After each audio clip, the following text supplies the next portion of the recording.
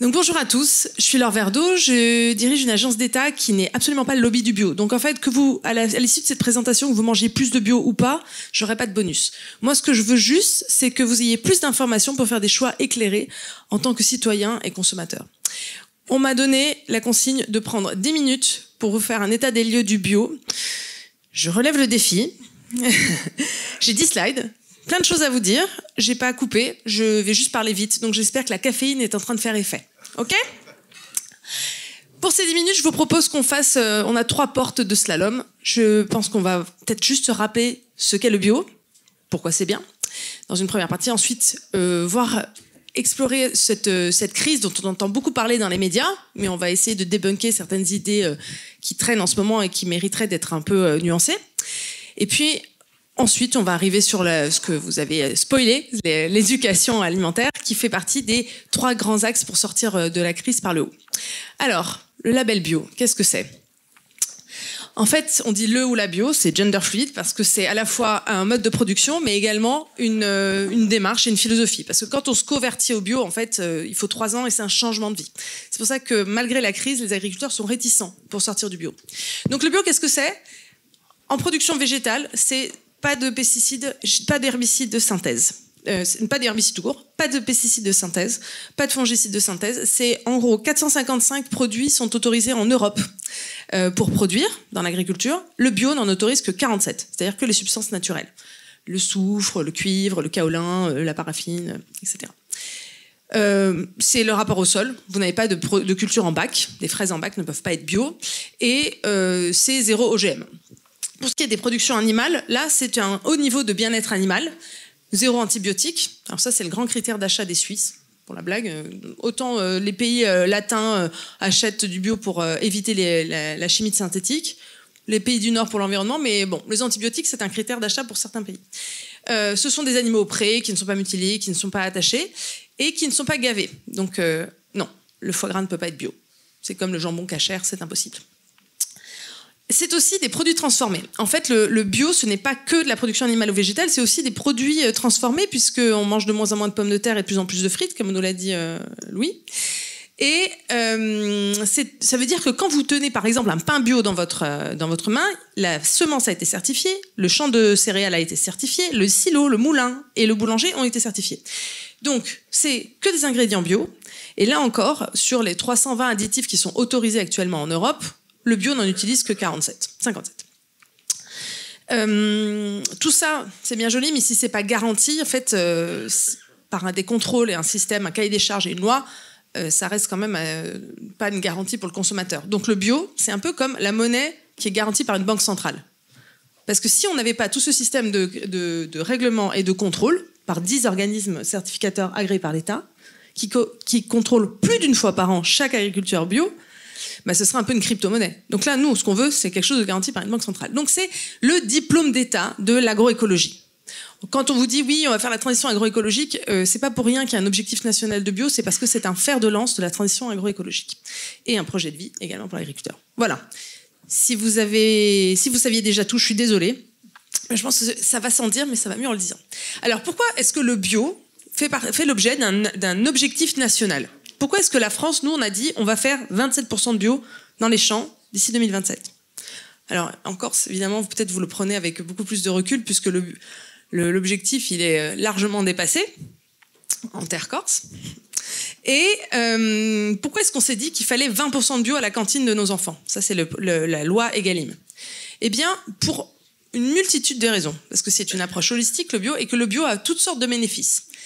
Le bio, là, je vous ai mis des petites illustrations. Ça a été démontré par la science, par l'INRAE, par le CNRS, c'est 30% de biodiversité en plus. Chaque ferme bio régénère et augmente la biodiversité. Donc, quand on dit le lobby bio, en fait, c'est surtout le coccinelle, les hérissons et les oiseaux. L'eau. Les agences de l'eau, en fait, financent les agriculteurs près des zones de captage en leur disant, s'il vous plaît, passez en bio. Ça va nous faire des économies colossales, parce qu'en matière de pollution de l'eau, il faut mieux prévenir que guérir. Et donc, les agences de l'eau qui ont la mission d'intérêt général de la qualité de l'eau, elles promeuvent le bio. Pourquoi ? Parce qu'on le sait avec certitude, quand on n'a pas à dépolluer une eau, quand on n'a pas à régénérer les écosystèmes, le Commissariat général au développement durable a chiffré l'économie à 54 milliards. Pas mal.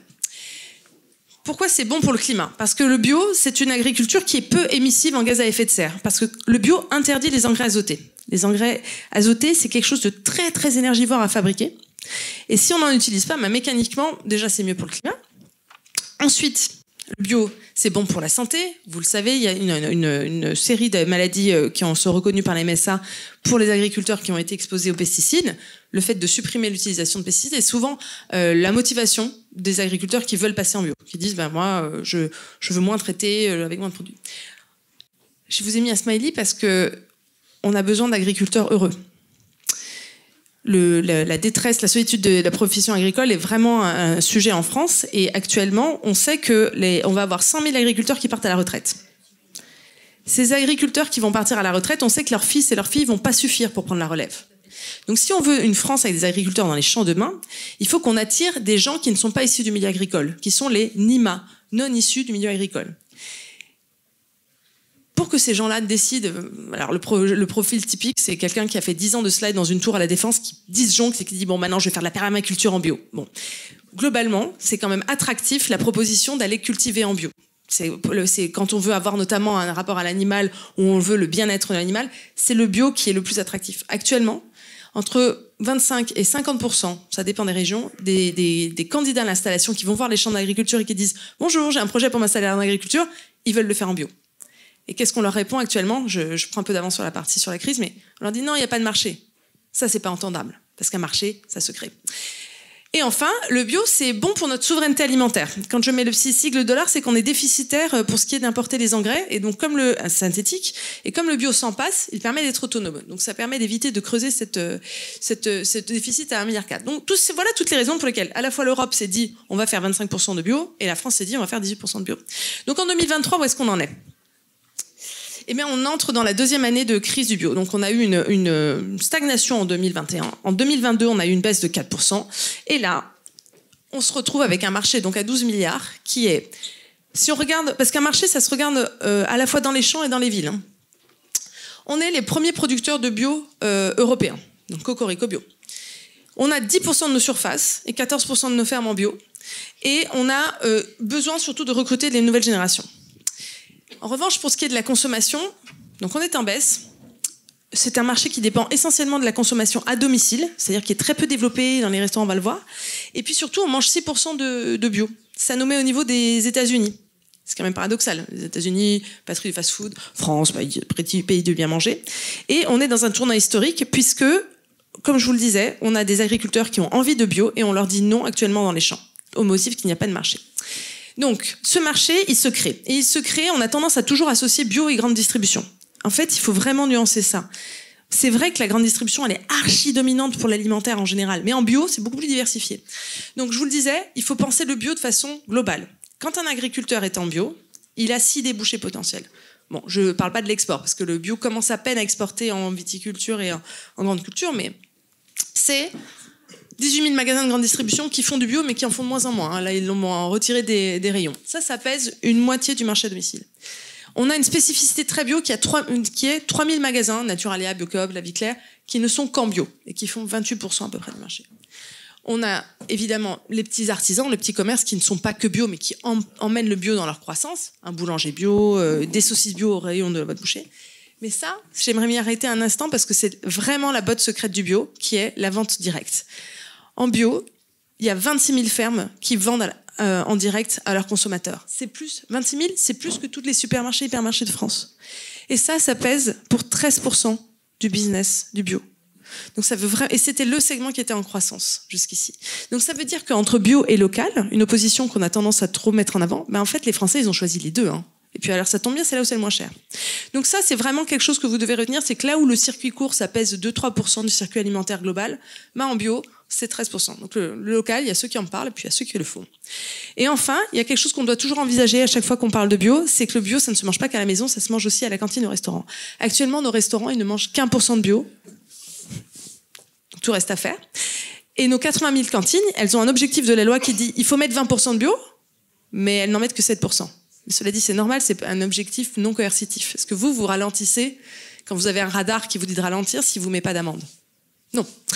Donc, tout reste à faire en matière de consommation. Pourquoi? Parce que ça sert à rien de décider qu'on va produire mieux, qu'on va produire des produits à haute valeur ajoutée si personne ne comprend leurs bénéfices et ne consent à les payer.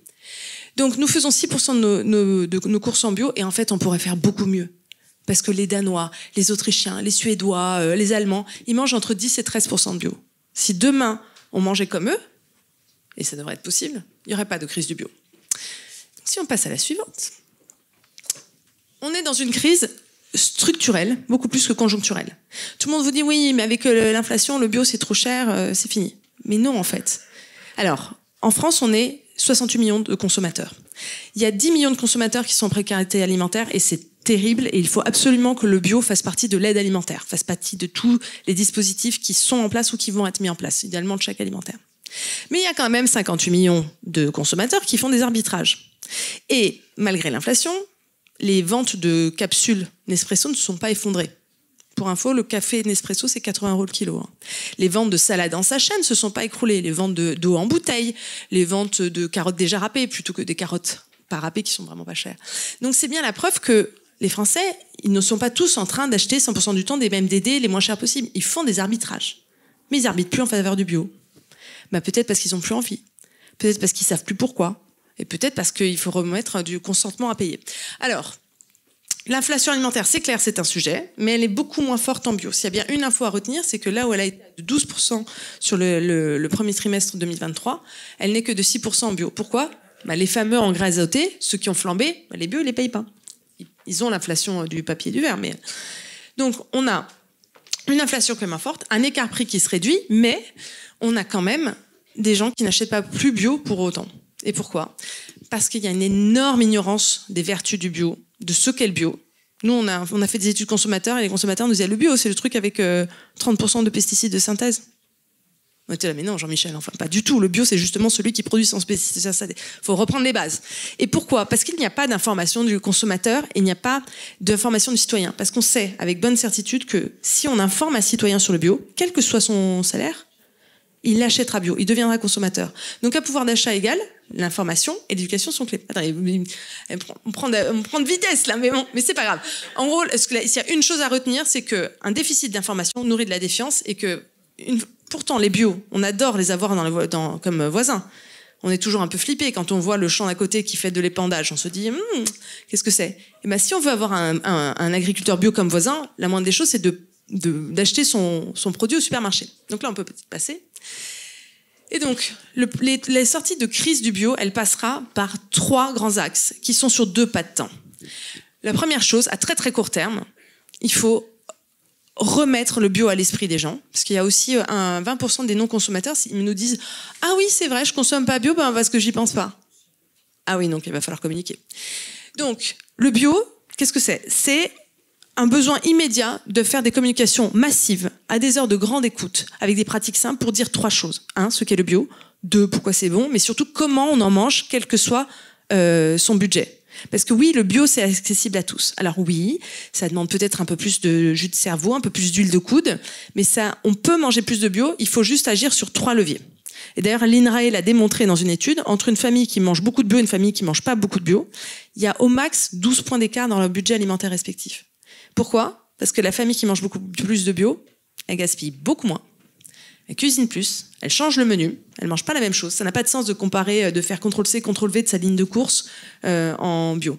Et surtout, elle ne fait pas les mêmes courses aux mêmes endroits. Donc l'objectif, c'est de relancer la consommation avec des campagnes d'information, comme vous avez tous en mémoire les produits laitiers, des sensations pures, les produits laitiers Nos Amis pour la Vie. Vous l'avez ou pas? Ça... Je remarque que c'est plutôt les millénials qui n'ont. Et donc pourquoi? Parce que c'est ce qui a permis qu'on soit une grande nation consommatrice de produits laitiers. Donc il faut la même chose, il faut répéter. Idéalement, c'est ma liste au Père Noël, tout le soir à 20h sur TF1, les produits laitiers, les produits bio, Nos Amis pour la Vie. Ensuite, le deuxième axe, non, ça c'est à très court terme. Il y a 2 autres circuits qui ne sont absolument pas développés, qui restent à développer en bio. C'est ce que je vous l'ai dit, le bio à la cantine. Chaque fois qu'on ne respecte pas la loi Egalim qui dit 20% de bio à la cantine, on perd 1,5 milliard de business pour nos agriculteurs bio. Et surtout, le bio est totalement absent du restaurant. C'est-à-dire que le paradoxe, c'est que même si vous êtes consommateur bio à la maison, ben, quand vous allez au restaurant, on va vous proposer une entrecôte argentine avec des pommes de terre belges. Bon, c'est dommage. Donc, il faut absolument qu'il y ait une cohérence et qu'on embarque les 170 000 chefs. Et quand je vous dis les restaurants, je vous parle pas que des triples étoilés au Michelin. Les kebabs, les glaciers, les pizzerias, tout le monde a un rôle à jouer. Et tout ça, ça commence à très court terme en fédérant les chefs, mais aussi à long terme, parce que le CAP cuisine, en fait, vous pouvez faire 9 mois de formation pour devenir chef. On va vous parler du bio dans la dernière heure, au bout de 9 mois de formation. Donc, la restauration collective, la restauration commerciale. Et enfin, pour élargir sur le long terme, l'éducation citoyenne à la fois à l'alimentaire et au culinaire. On peut passer. Donc, actuellement, les enfants qui sont en moyenne section, ils vont partir en 2035 de chez leurs parents. Je sais pas vous comment vous êtes partis de chez vos parents ou si vous savez cuisiner, mais moi j'étais une analphabète totale des casseroles. Je savais pas cuisiner ni 2 entrées, ni 2 plats, ni 2 desserts. Donc j'étais à la merci du fast-food, etc. Donc, on sait que le bio, ça sera nécessaire pour faire la transition alimentaire et agricole, mais ça sera pas suffisant. De toute façon, on peut être tous gros et moches en mauvaise santé si on mange des chips bio à la mayonnaise bio. Ça suffira pas. Pour ça, il va falloir qu'on change nos assiettes et qu'on change nos habitudes de course. Ça, c'est 7 leviers de la transition alimentaire. Là, j'enlève ma casquette bio. Bio ou pas, il va falloir faire ces 7 choses-là, qui sont gaspiller moins. On gaspille 29 kilos de nourriture par an par habitant. Si on arrête de gaspiller, on regagne au moins 300 € par an. Cuisiner plus. Et c'est là où j'en viens à l'éducation, parce que si vous ne savez pas cuisiner, enfin, à moins d'être motivé, vous n'allez pas être autodidacte. Donc il faut qu'on donne les bases aux générations de maintenant pour que quand elles arrivent sur le marché, elles sachent cuisiner. Acheter de saison. Là encore faut-il savoir que la saison des clémentines, c'est en ce moment. Acheter en direct. Parce que c'est aussi là que ça permet de regagner des marges financières. Acheter en vrac, ça c'est la loi de toute façon qui le dit. Être flexitarien avec de la viande bio, parce que comme elle prend moins d'eau à la cuisson, ça permet d'en utiliser moins. Et manger des légumineuses 2 fois par semaine. l'INRA l'a bien dit. Enfin, on ne mange que 2 kilos de légumineuses par an. On en mangeait 19 au début du siècle. Il va falloir manger des lentilles. L'avenir, en fait, c'est manger des lentilles, des pois chiches. Et les pois chiches. Et pas que, la farine de lupin. Ça fait des très bons cakes aussi. Donc, on va mettre les bœufs de la transition alimentaire avant les charrues de la transition écologique. Parce que si on ne change pas le contenu de l'assiette, on ne pourra pas changer dans les champs. Alors, pourquoi je vous ai mis la tête de Churchill? Bon, déjà pour vous réveiller. C'est pas pour vous dire que l'avenir du bio, c'est du sang, de la sueur et les larmes. Pas du tout. C'est parce qu'il a dit, ce monsieur, quand il y a une volonté politique, il y a un chemin. Donc, en fait, le futur du bio, il sera ce qu'on voudra en faire. Il n'est impossible de dire à des agriculteurs qui voudraient s'installer en bio, il n'y a pas de marché. Non. Un marché, ça se crée. Personne s'est roulé par terre pour avoir des véhicules électriques, à ma connaissance. Pourtant, on a créé le marché de la véhicule électrique. On a donné envie avec des Tesla. On a tout équipé pour avoir des filières et pouvoir charger sa voiture. Et puis, on a filé quand même 7 000 € par foyer pour acheter un véhicule électrique. Donc ça y est, la transition, on l'a fait. Donc on sait que la transition énergétique, on voit bien que c'est partir véhicule thermique au véhicule électrique. Et ben c'est un peu la même chose. Le bio, en fait, c'est le véhicule électrique de l'alimentaire. Donc, nous sommes un grand pays producteur de bio. Mais on est un petit pays consommateur. Donc un marché, ça se pilote par quoi? Par l'offre et la demande. Donc il faut consommer et il faut produire. Et grâce à ça, on continuera d'être un bon élève de la souveraineté alimentaire, parce que juste je finirai sur ça. Actuellement, si on enlève les produits exotiques, 80% du bio consommé en France est made in France. Et si on rajoute les produits exotiques, 72% des produits alimentaires bio consommés en France sont made in France. Donc en matière de souveraineté, on est plutôt pas mal. Merci de votre attention.